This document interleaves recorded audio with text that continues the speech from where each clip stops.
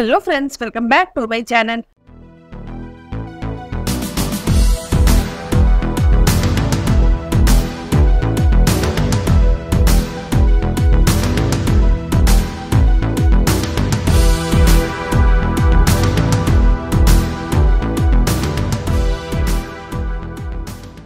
Part 47 के starting में हमें दिखाया जाता है कि टियान कॉन्ग चिनमिंग के भाई को मारते हुए उसका वीडियो बना करके डैनियल को भेजता है। उस वीडियो में वो बोलता है कि अगर तुम नहीं चाहते हो कि तुम्हारे बेस्ट फ्रेंड के भाई की मौत हो जाए तो कल तुम मुझे ब्लैक बुक ला करके दो, और अगर तुमने ब्लैक बुक ला करके मुझे नहीं दिया तो फिर मैं बोटान का बदला इससे लूंगा। तो यहाँ पर चेन बायो बोलता है कि बॉस अब आप क्या करोगे, आप सच में ब्लैक बुक ले जाकर टियान कॉन्ग को दे दोगे। उसके बाद हमें सीन में दिखाया जाता है कि डैनियल अपने मेंबर्स लोग के साथ टियान कॉन्ग का जो दोस्त रहता है, जो एक गुंडा रहता है, उससे मिलने के लिए आता है। डैनियल टियान कॉन्ग के मेंबर को बोलता है तुम मुझे चिनमिंग के भाई का पता बता दो कि वो कहाँ पर चिनमिंग के भाई को छुपा कर रखा है, इसके बदले में तुम्हें जितना पैसा चाहिए मैं वो दूंगा। तो यहाँ पर टियान कॉन्ग का दोस्त जो रहता है वो बोलता है कि तुम मुझसे ये चीज क्यों पूछ रहे हो। तो डैनियल उसे बोलता है क्योंकि मुझे तुम पर दया आ रही है, तुमने हमेशा से टियान कॉन्ग की हेल्प की है, बट अभी देखो टियान कॉन्ग का जो सिचुएशन है वो तो अपने आप को भी नहीं संभाल पा रहा है, तो वो तुम लोग को क्या संभालेगा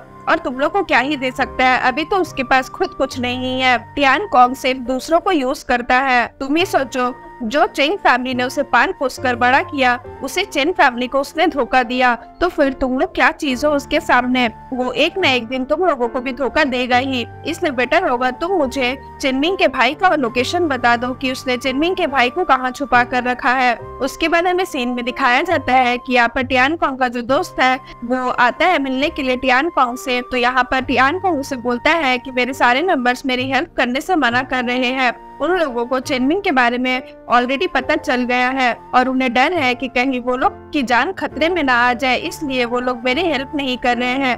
तो यहाँ पर टियान कॉन्ग का जो मेंबर है जिसका नाम पोंचाई रहता है वो बोलता है कि अब आप क्या करोगे। तो टियान कॉन्ग बोलता है कि मैं वेट करूंगा जब तक मैं ब्लैक बुक को खत्म नहीं कर देता, उसके बाद मैं सबको मार दूंगा। तो यहाँ पर पोंचाई बोलता है डैनियल आपको ब्लैक बुक क्यों नहीं दे रहा है। तो यहाँ पर पोंचाई बोलता है कि डैनियल आपको ब्लैक बुक नहीं देगा तो आप क्या करोगे। तो यहाँ पर टियान कॉन्ग बोलता है वो मुझे क्यों नहीं देगा, जब मैंने चेन फैमिली के साथ इतना कुछ कर दिया तब तो कोई मुझे रोक ही नहीं पाया, तो ये तो बस ब्लैक बुक की बात है, वो मुझे ब्लैक बुक जरूर देगा। तो यहाँ पर पोंचाई बोलता है कि अगर उसे देना रहता तो वो बहुत पहले ही आपको नहीं दे दिया रहता। तो टियान कॉन्ग गुस्सा हो जाता है और उसे मारता है और बोलता है कि तुम जानते ही क्या हो जो इतना बोल रहे हो, मैं अभी किसी को कुछ कर नहीं सकता क्योंकि वो जो स्टूपिड चिनमिंग है वो मेरे बीच में आ रहा है, इसलिए वरना मैं कब का सभी को मार दिया रहता। तो यहाँ पर पोंचाई बोलता है तुम्हें हम लोगों को थोड़ी सी रिस्पेक्ट देनी चाहिए, हम तुम्हारे कोई कुत्ते नहीं है जो तुम जैसा चाहो वैसा हमारे साथ बिहेव कर सकते हैं, हमें भी थोड़ा सा रिस्पेक्ट चाहिए। उसके बाद हमें सीन में दिखाया जाता है कि यहाँ पर चेन बायो पूछता है डैनियल से कि बॉस आपको क्या लगता है पोंचाई हमारे लिए काम करेगा, वो टियान कॉन्ग को धोखा देगा। डैनियल बोलता है कि दुनिया में ऐसा कोई भी इंसान नहीं है जो अपने बेनिफिट के बारे में ना सोचता हो, और वो भी अपने बेनिफिट के बारे में जरूर सोचेगा, बट मैं ये श्योर नहीं हूँ कि वो अपने काम में सक्सेस होगा या नहीं होगा। उसके बाद हमें सीन में दिखाया जाता है कि यहाँ पर टियान कॉन्ग अपने कुछ मेंबर से बात कर रहा होता है चिनमिंग के भाई का लोकेशन को नहीं लेकर। तो ये चीज पोंचाई सुन लेता है और सोचता है वो उस लोकेशन पर पहले पहुंच के चिनमिंग के भाई को ले जाएगा डैनियल के पास, और फिर वो सबसे पहले चिनमिंग के भाई के लोकेशन पर पहुंच जाता है और उसके मेंबर्स लोग उसे वहां से ले जाते हैं। तभी यहाँ पर पोंचाई चिनमिंग के भाई को ले जा रहा होता है, तभी गोली चलने की आवाज आती है। तो यहाँ पर टियान कॉन्ग पोंचाई को रोकने के लिए आता है क्योंकि उसे पता चल जाता है कि पोंचाई उसे धोखा दे रहा है, और फिर टियान कॉन्ग के मेंबर और पोंचाई के मेंबर के बीच में फाइट होने लगती है। यहाँ पर पोंचाई टियान कॉन्ग से माफी मांगता है। तो टियान कॉन्ग बोलता है मुझे पता था तुम्हारे जैसे इंसान पे मैं कभी भरोसा कर ही नहीं सकता, और फिर वो पोंचाई को मार देता है। उसके बाद वो चिनमिंग के भाई को अपने गाड़ी में बैठा कर ले जा रहा होता है, तभी वहाँ से चेन बायो आता है और फिर चेन बायो और टियान कॉन्ग के मेंबर के बीच में फाइट होती है। यहाँ पर हमें सीन में दिखाया जाता है आजो और फा केक लेने के लिए आते हैं। तो यहाँ पर आजो बोलता है फा को कि फा तुम 1 मिनट के लिए यही रुकना, मैं वॉशरूम से होकर आता हूँ। तभी वहाँ पर डैनियल आता है। तो फा जैसे ही डैनियल की आवाज सुनती है वो जाकर के टेबल के पास छुप जाती है। तभी डैनियल फा को देख लेता है और यहाँ पर फा अपना चेहरा ढककर छुपी रहती है। तो डैनियल उसके पास आता है और उससे पूछता है कि फा तुम यहाँ पर छुपी क्यों हो। और डैनियल उससे पूछता है कि वैसे तुम यहाँ पर क्या कर रही हो। फा बोलती है कि मैं और राजू यहाँ पर तुम्हारे मॉम के लिए केक लेने आए थे। तो यहाँ पर डैनियल उससे पूछता है अच्छा तो आजो कहाँ गया। तो फा उसे बताती है कि वो वॉशरूम गया है, अभी आ ही रहा होगा। डैनियल पूछता है तुम्हारे मॉम डैड अभी कैसे हैं, क्या वो शॉप से बाहर निकले।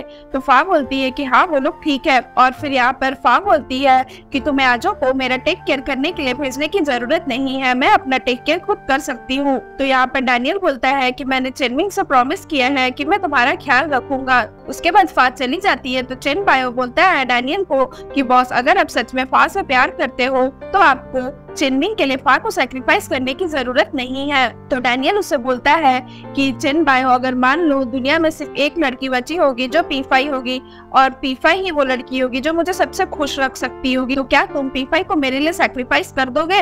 उसके बाद हमें सीन में दिखाया जाता है कि यहाँ पर फा की फ्रेंड्स लोग रहती जिसे फा के बॉस ने कंपनी से निकाल दिया रहता है। वो लोग डॉक्टर क्वान की यहाँ जाती है और थोड़ा सा घुमा फिरा कर डॉक्टर क्वान की तारीफ करने लगती है। तो डॉक्टर क्वान उसे बोलती है कि तुम लोग यहाँ पर क्यों आए हो, जल्दी बताओ। तो यहाँ पर P5 की फ्रेंड्स लोग उससे जॉब मांगती है और बोलती है कि अगर आपके हॉस्पिटल में कोई भी जॉब हो तो प्लीज हमें बता देना, हम लोग कोई भी काम करने को रेडी है। तो यहाँ पर डॉक्टर क्वान बोलती है कि अभी हमारे पास कोई भी न्यू वैकेंसी नहीं है, जब होगी तो मैं तुम्हें इन्फॉर्म कर दूंगी। वो उसकी फ्रेंड्स लोग बोलती है बट तुम तो हॉस्पिटल की ओनर हो ना, तुम्हारे पास तो 2 पोजीशंस होंगे ही, ऐसा नहीं है कि तुम्हारे पास कोई भी जॉब नहीं होगी, तो हमें आराम से जॉब दिला सकती हो, बस ऐसा समझ लो हमारा एहसान है तुम्हारे ऊपर डैनियल और तुम्हें क्लोज करने के लिए, और तुम हमारे यहाँ पर मॉडल बनी थी, तुम्हें मॉडल बनाने के लिए भी।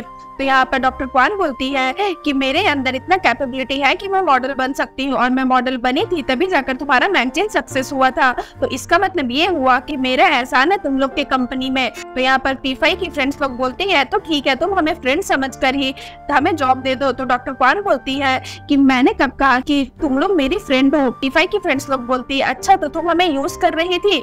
तो यहाँ पर डॉक्टर क्वान बोलती है यूज मैं नहीं करी थी, यूज तुम लोग कर रहे थे मुझे अपने कंपनी को आगे बढ़ाने के लिए। तो यहाँ पर बात बराबरी का रहा, ना तुम मेरे ऊपर एहसानमंद हो ना मैं तुम्हारे ऊपर, और अब यहाँ से जाओ तुम लोग। तो P5 की फ्रेंड्स बहुत गुस्सा हो जाती है और बोलती है अब मुझे समझ में आया कि डैनियल ने फा को क्यों चूज किया, तुम्हारे जैसे एक्सपेंसिव लड़के को क्यों नहीं चूज किया, क्योंकि तुम एक हार्टलेस हो, तुम्हारे पास तो दिल ही नहीं है, तुम किसी के बारे में भी नहीं सोचती हो, तुम एक सेल्फिश हो, तुम सिर्फ अपने बारे में सोचती हो। तुम्हारे आसपास जो भी लड़के रहते हैं सबको यही समझते हैं कि तुम एक पत्थर दिल हो, इसलिए आज तक भी तुम्हें कोई लड़का मिला ही नहीं। उसके बाद यहाँ पर वो लोग बोलती है डॉक्टर क्वान की स्टोरी तो जानता ही नहीं है और लगता है तुम्हें किसी ने तुम्हारी सच्चाई बताई ही नहीं, तो ठीक है आज मैं तुम्हें तुम्हारी सच्चाई बता देती हूँ। जब तुम हमारे साथ कॉलेज में पढ़ती थी तब तुम्हें कोई डेट क्यों नहीं करता था, अब मुझे समझ में आया, ऐसा नहीं था कि तुम किसी के साथ डेट करना नहीं चाहती थी, बल्कि कोई तुम्हारे साथ डेट करना नहीं चाहता था, क्योंकि तुम एक हार्टलेस वुमेन हो